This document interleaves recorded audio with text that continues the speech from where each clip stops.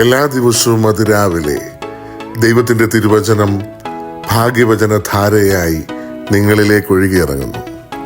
ഭാഗ്യവചനധാര എന്ന ഈ channel subscribe ചെയ്യാത്തവർ ഇന്ന് തന്നെ സബ്സ്ക്രൈബ് ചെയ്യുക.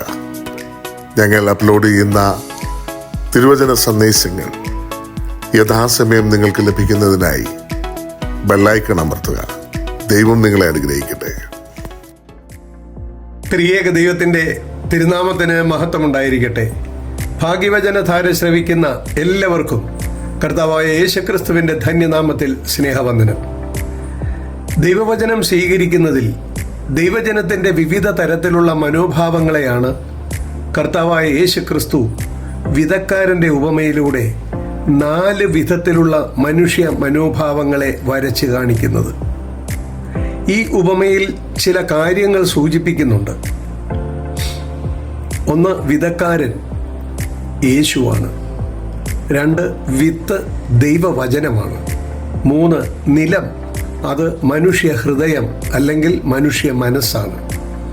വേര്, അത് വിശ്വാസത്തെ സൂചിപ്പിക്കുന്നു. വേരൂന്നുക എന്ന് പറഞ്ഞാൽ വിശ്വാസത്തിൽ ഉറപ്പുള്ളവരാകുക എന്നാണ്. ഒന്നാമത്തെ ഉപമയിൽ യേശുവാകുന്ന വിധക്കാരൻ ദൈവവചനമാകുന്ന വിത്ത് മനുഷ്യ ഹൃദയമാകുന്ന വയലുകളിൽ യേശുവിൻ്റെ വാക്കുകളിലൂടെ വിതയ്ക്കുന്നു. യേശുവിൻ്റെ വാക്കുകളിലൂടെ ദൈവവചനമാകുന്ന വിത്ത് വീഴുന്ന മനുഷ്യ മനസ്സുകളുടെ 4 അവസ്ഥകളെക്കുറിച്ചാണ് യേശു സൂചിപ്പിക്കുന്നത്. ഇന്ന് യേശുക്രിസ്തു പറഞ്ഞ മനുഷ്യ മനസ്സിൻ്റെ 2 ഭാവങ്ങളെക്കുറിച്ച് നമുക്ക് ചിന്തിക്കാം. പ്രിയമുള്ളവരെ, മനുഷ്യ മനസ്സിൻ്റെ ഒന്നാമത്തെ മനോഭാവം യേശുക്രിസ്തു വിവരിക്കുന്നത് വിശുദ്ധ മർക്കോസിൻ്റെ സുവിശേഷം 4-ാം അധ്യായം 3-4 വാക്യങ്ങളിലാണ്. വിതയ്ക്കുന്നവൻ വിതപ്പാൻ പുറപ്പെട്ടു. വിതയ്ക്കുമ്പോൾ ചിലത് വഴിയരികെ വീണു. പറവകൾ വന്ന് അത് തിന്നുകളഞ്ഞു. ഒന്നാമതായി വിതച്ച വിത്ത് വീണത് വഴിയരികിലാണ്. എന്താണ് വഴിയുടെ പ്രത്യേകത എന്ന് നോക്കാം. വഴിക്ക് ഉടമസ്ഥനില്ല. മറ്റൊരു കാര്യം, വഴി എല്ലാവർക്കും ഏത് സമയത്തും യാത്ര ചെയ്യാനുള്ള പൊതുവായ പാതയാണ്. മറ്റൊരു പ്രത്യേകത, വഴിയെ ആരും സ്വന്തമായി സ്വീകരിക്കാറില്ല. ഇതേ മനോഭാവമുള്ള മനുഷ്യർ വഴിയെ ആരും സ്വന്തമായി സ്വീകരിക്കാത്തതുപോലെ കേൾക്കുന്ന വചനം അവർ തങ്ങൾക്കുള്ളതായി സ്വീകരിക്കുന്നില്ല.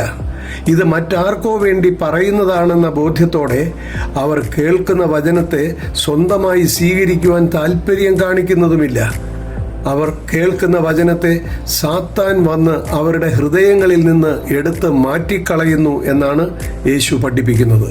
ദൈവവചനം കേൾക്കുമ്പോൾ നമ്മുടെ മനോഭാവം ഇങ്ങനെയാണോ എന്ന് ഓരോരുത്തരും ചിന്തിക്കുന്നത് നല്ലതാണ്. ക്രിസ്തു രണ്ടാമത് പറഞ്ഞ മനുഷ്യ മനോഭാവത്തെക്കുറിച്ച് വിശുദ്ധ മർക്കോസിൻ്റെ സുവിശേഷം 4-ാം അധ്യായം 5-6 വാക്യങ്ങളിൽ കാണാം. മറ്റു ചിലത് പാറസ്ഥലത്ത് ഏറെ മണ്ണില്ലാത്തടത്ത് വീണു. മണ്ണിന് താഴ്ചയില്ലായികയാൽ ക്ഷണത്തിൽ മുളച്ചു വന്നു. സൂര്യൻ ഉദിച്ചാറെ ചൂട് തട്ടി വേരില്ലായിക കൊണ്ട് ഉണങ്ങിപ്പോയി. രണ്ടാമത്തെ മനോഭാവമുള്ളവർ പാറ പോലെ ഉറച്ച ഹൃദയത്തിൻ്റെ ഉടമസ്ഥരാണ്. അവർ വിശ്വാസമില്ലാത്തവരായതുകൊണ്ട് കേൾക്കുന്ന ദൈവവചനം യാതൊരു കാരണവശാലും മനസ്സിൽ സ്വീകരിച്ച് ഹൃദയത്തിൽ സ്ഥാനം കൊടുക്കാതെ അവർ വചനത്തെ ഉപേക്ഷിച്ച് കളയുന്നു. ചേമ്പിൻ്റെ ഇലയിൽ വെള്ളം വീണാൽ ഉണ്ടാകുന്ന അവസ്ഥയാണ് ദൈവവചനം കേൾക്കുമ്പോൾ ഇവരുടെ ഹൃദയത്തിനും മനസ്സിനും ഉണ്ടാകുന്നത്. മരവിച്ച മനസ്സുമായി ജീവിക്കുന്നവരുടെ അവസ്ഥ. അവർക്ക് ശരിയെന്ന് തോന്നുന്ന കാര്യങ്ങൾക്ക് 1-ാം സ്ഥാനം കൊടുക്കുന്നത് കൊണ്ട് ശരിയായ ദൈവിക കാര്യങ്ങൾ സ്വീകരിക്കുവാൻ പറ്റാത്ത അവസ്ഥയിലാണ് ഇക്കൂട്ടർ. ഇങ്ങനെയുള്ളവരെയും ദൈവിക പാതയിലേക്ക് കൊണ്ടുവരുന്നതിനാണ് യേശുതമ്പുരാൻ സ്വർഗത്തിൽ നിന്ന് ഈ ലോകത്തിലേക്ക് ഇറങ്ങി വന്നത്.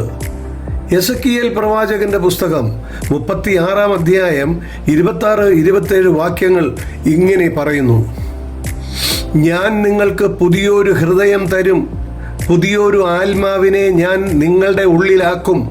കല്ലായുള്ള ഹൃദയം ഞാൻ നിങ്ങളുടെ ജഡത്തിൽ നിന്ന് നീക്കി മാംസളമായ ഹൃദയം നിങ്ങൾക്ക് തരും.